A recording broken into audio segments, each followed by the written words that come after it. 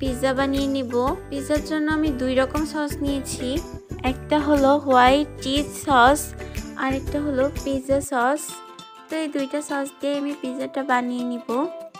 প্রথমেই আমি যে ময়দার ডোটা বানিয়ে নিয়েছিলাম সেটা একটি স্টিলের পাত্রে রেখে খুব ভালোভাবে স্প্রেড করে নিচ্ছি। তো পিৎজার কর্নারের দিকটা সাধারণত একটু পুরোই রাখতে হয়, তো আমি হাত দিয়ে চেপে চেপে একটু পুরো করে নিচ্ছি। একটু কাঁটা চামচ দিয়ে পিৎজাটা ছিদ্র করে নিচ্ছি, তা না হলে এটা পরোটার মতো ফুলে যাবে। এরপরে আমি এর উপর থেকে পিৎজা সসটা খুব ভালোভাবে স্প্রেড করে দিয়ে দিচ্ছি। এরপর আমি কিছুটা পেঁয়াজ রিং করে কেটে নিয়েছিলাম সেটাই দিয়ে দিচ্ছি।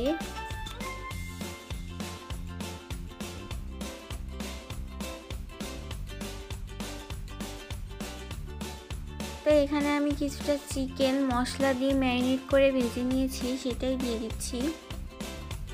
চিকেনটা একটু বেশি করে দিলে পিৎজাটা খেতে ভালো লাগে। আর এখানে পিৎজার যে মেইন ইনগ্রেডিয়েন্টস, উপর থেকে আমি কিছুটা গ্রেটেড চিজ দিয়ে দিচ্ছি।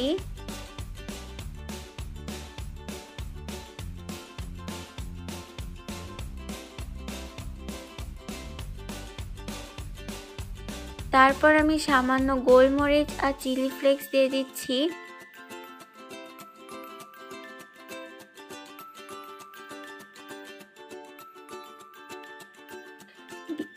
তারপর আমি পিৎজা সাইড দিয়ে কিছুটা মেল্টেড বাটার দিয়ে নিব।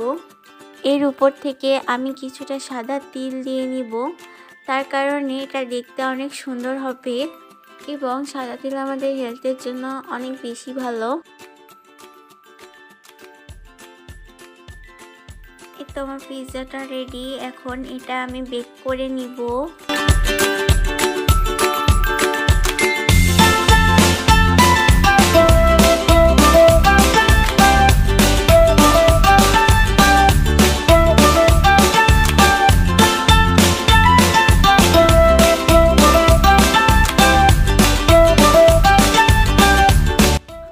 গত রাতে আমি চিকেন ম্যারিনেট করে ফ্রিজে রেখে দিয়েছিলাম চিকেন চাপ তৈরি করার জন্য, সেটা আমি পাশের চুলায় করে নিচ্ছি।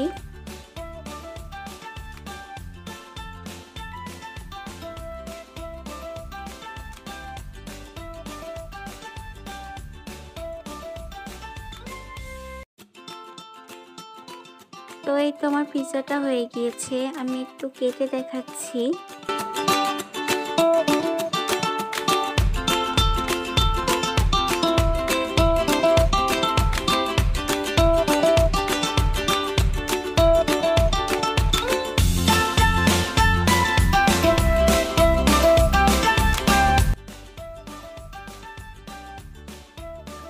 আর এই পাশে আমার চিকেন চাপটাও অলমোস্ট রেডি।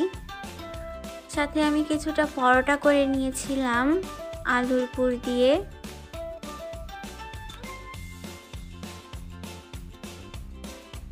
তো এই পরোটাটা অনেক সফট আর ময়েস্ট হয়েছে। তো আমার মনে হয়েছে এই আলু পরোটাটা চিকেন চাপের সাথে খুবই ভালো একটা কম্বিনেশন হবে।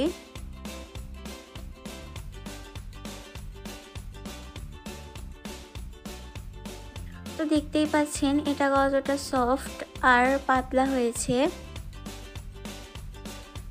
এটার ভেতরের পুরটাও খুব ভালোভাবে কুকড হয়েছে।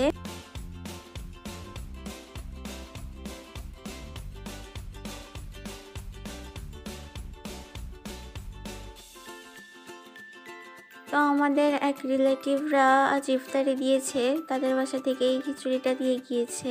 তো ইফতারির পর কিছুটা ইলিশ মাছ ভেজে নেওয়া হচ্ছে।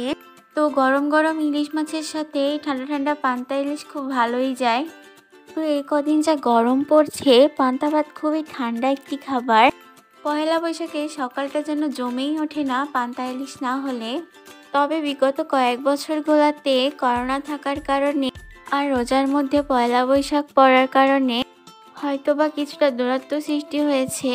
পান্তা ইলিশ সাথে ঝাল ঝাল আলু ভর্তা আর বেগুন ভাজি হলে যেন পয়লা বৈশাখের দিনটা জমে যায়। আমরা রাতের ডিনারটা এটা দিয়েই করেছি।